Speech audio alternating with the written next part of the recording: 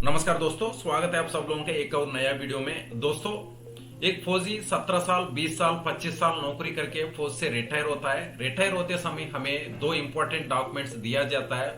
उनमें से एक है पीपीओ, दूसरा डिस्चार्ज बुक होता है। दोस्तों, ये डिस्चार्ज बुक और पीपीओ का हमने पूरी तरफ से चेक करने के बाद अपना खुद का डिटेल्स, फैमिली का डिटेल्स और बैंक डिटेल्स, इस तरह का कई सारा डिटेल्स हमने चेक करता है। चेक करने के बाद रिटायर हो गया होगा ज्यादातर लोग। लेकिन दोस्तों, उसके बाद हमारा जो पेंशन है, जब से पीसीडीएस फर्स्ट में माइग्रेशन हो, उसमें कुछ क्लरिकल मिस्टेक्स निकला हुआ है कई सारा भाइयों का साथ, जैसे इस केस में निकला है। दोस्तों, यहाँ पे आप लोग देख सकता है, ये जो अपना एक सर्विसमैन भाई है हमारा पास ये केस को लेके आया और खुद का समस्या इस तरफ का बताया।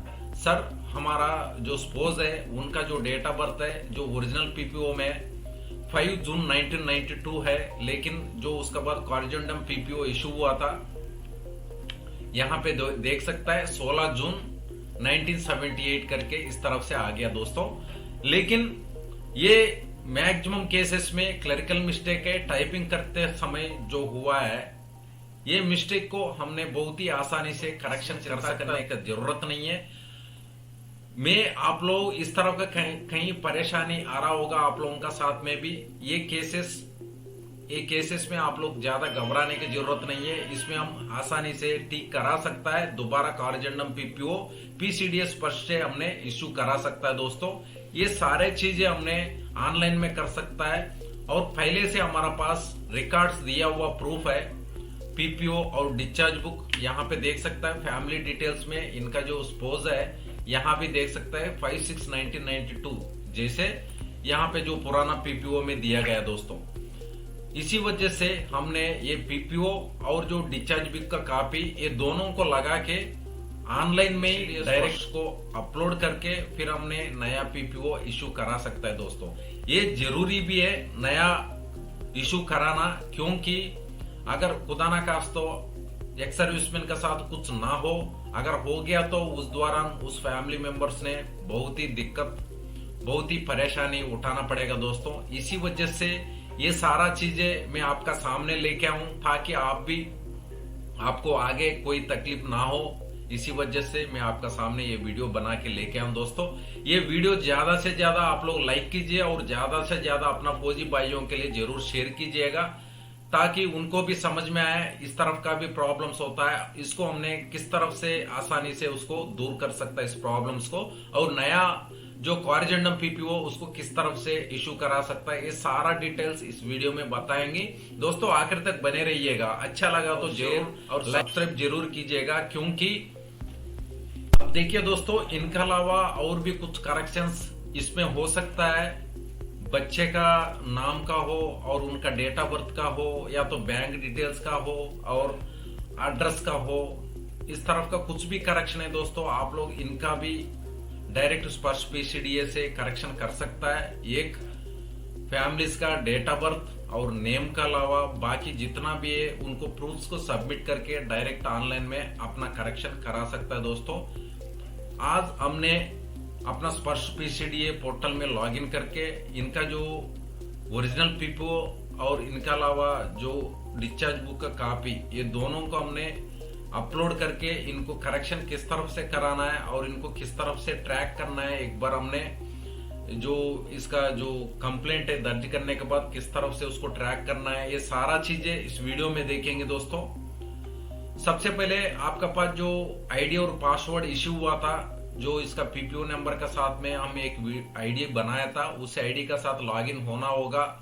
स्पर्श पोर्टल में। उसके बाद पूरा कार्रवाई बताएंगे। दोस्तों, चलिए अपना स्पर्श पोर्टल का जो वेबसाइट है spars.defensepension.gov.in है, ये पोर्टल का जो नेम है, और इसमें लॉगिन हो जाइएगा। लॉगिन पे आते ही अपना जो आईडी और यहाँ पे पासवर्ड और यहाँ पे जो कैप्चा है, इस कैप्चा को यहाँ पे सबमिट कीजिएगा और लॉगिन कीजिएगा। अब देखिए, जैसे हमने लॉगिन होने लगा उस टाइम पे हमें अपना जो मोबाइल है रजिस्टर हो चुका है स्पर्श वेबसाइट में, उसी मोबाइल पे एक ओटीपी आता है, इस ओटीपी को हमने सबमिट करके उसके बाद यहाँ पे सबमिट करना होता है।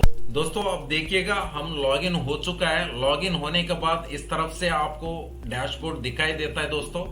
फिर हमने सबसे पहले तो अपना जो डेट ऑफ बर्थ है स्पोज का, उनका करेक्शन करना है। मतलब आप जो कुछ भी आपने करेक्शन करना चाहता है, मतलब जो ओरिजिनल पीपीओ में और डिस्चार्ज बुक में जो सही था और जो कॉरिजेंडम पीपीओ में गलत था और यहाँ पे जो स्पर्श पोर्टल में गलत था, इसको करेक्शन करना चाहता तो सबसे पहले आपके पास प्रूफ तैयार करके रखना होगा, उसको स्कैन करके रखना होगा। उसके बाद ही आपने इसमें जो स्पर्श पोर्टल में लॉगिन होना होता है। लॉगिन होने के बाद जिसको भी आप करेक्शन करना चाहता है उस पे आना होता है। सबसे पहले तो हमने अपना फैमिली डिटेल्स को करेक्शन करना है, तो यहाँ पे जो माई प्रोफाइल करके यहाँ पे शो किया जा रहा है, इसके ऊपर आपने क्लिक कीजिएगा।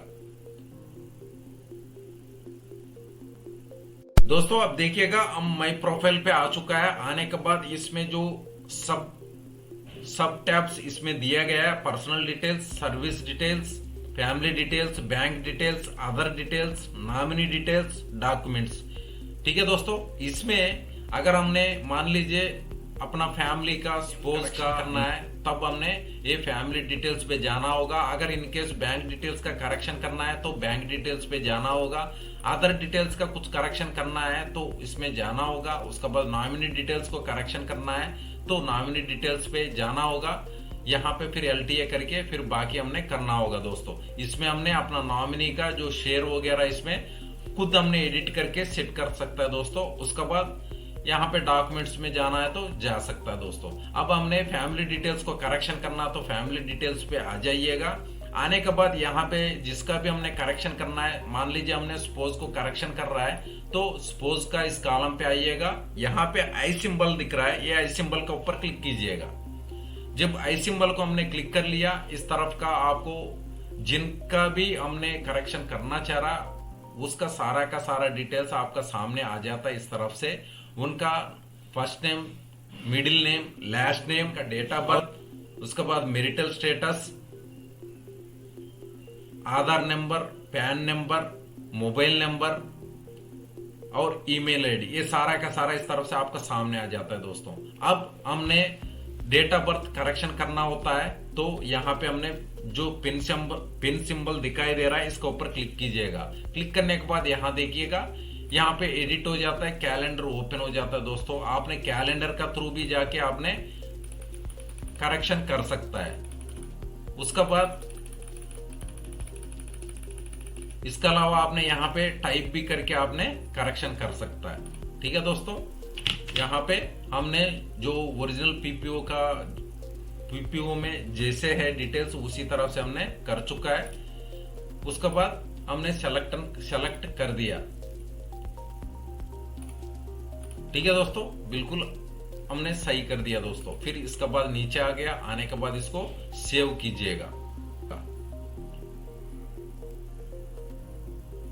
देखिए दोस्तों, यहाँ पे हमने जैसे 15 फरवरी 92 डाला है, यहाँ पे आ चुका है। उसके बाद यहाँ पे नेक्स्ट कीजिएगा। नेक्स्ट करने के बाद फिर बैंक डिटेल्स आ जाता है। इसमें भी आपने कुछ करेक्शन करना चाहता है तो यहाँ पे पेन का जो सिंबल है यहाँ पे क्लिक कीजिएगा, फिर आपने यहाँ पे करेक्शन कर सकता है दोस्तों। नेक्स्ट पे जाइएगा। नेक्स्ट पे जाने के बाद अदर डिटेल्स आता है, इसमें कुछ भी डिटेल्स नहीं है, इसमें कुछ करने की जरूरत नहीं। उसके बाद नॉमिनी डिटेल्स है, नॉमिनी डिटेल्स में कुछ भी परसेंट वगैरह करेक्शन करना चाहता है तो यहाँ पे आपने एलटीए कीजिएगा। एलटीए करने के बाद आपने इसमें कुछ भी करेक्शन कर सकता है। उसके बाद डॉक्यूमेंट्स पे आ गया। डॉक्यूमेंट पे आने के बाद फिर फैमिली का डेट ऑफ बर्थ का वगैरह हमने करेक्शन कर रहा है तो यहाँ पे फैमिली का डेट ऑफ बर्थ का इस तरफ से शो किया गया है। फिर यहाँ पे डेट ऑफ बर्थ का हमने सिलेक्शन कर दिया। करने के बाद यहाँ पे स्कूल लिविंग सर्टिफिकेट को इन्होंने प्रूफ का तौर पर हमें मांगा जा रहा है तो यहाँ पे सिलेक्शन कीजिएगा। इसको सेलेक्ट करने के बाद बर्थ सर्टिफिकेट और स्कूल लिविंग सर्टिफिकेट, ये दोनों को प्रूफ का तौर पर हमें डॉक्यूमेंट्स मांगा गया है। इनका जगह पे हमने चूज डॉक्यूमेंट पे, चूज फाइल पे जाइएगा। आपका पास जो ओरिजिनल पीपीओ और डिस्चार्ज बुक का जो कॉपी है, ये दोनों को आपने इस जगह पे अपलोड कर सकता है। यहाँ पे सेलेक्ट करके फिर ओपन कीजिएगा। जैसे ओपन कर देता है फिर यहाँ पे अपलोड हो जाता है दोस्तों। होने के बाद यहाँ पे आप देख सकते हैं दोस्तों, इस तरफ से शो किया जाता है। इसी तरह से फिर सेम आपने ये जो स्कूल लिविंग सर्टिफिकेट है, इसमें भी आपने अपना पास जो पीपीओ है, ओरिजिनल पीपीओ, इसको भी आपने सेलेक्ट करके यहाँ पे अपलोड कर सकता है। उसके बाद सबमिट में क्लिक करते ही आपका डॉक्यूमेंट सबमिट हो जाता है।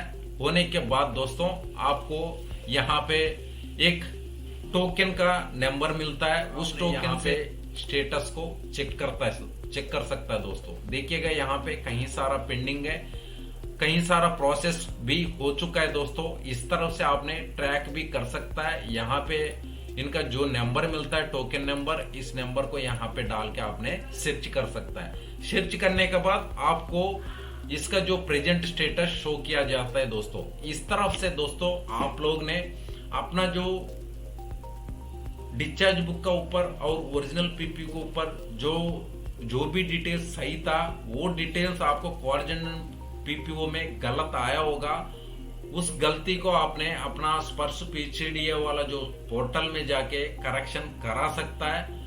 आपके पास प्रूफ्स बिल्कुल रिकॉर्ड ऑफिस का तरफ से इशू किया गया प्रूफ्स होना चाहिए।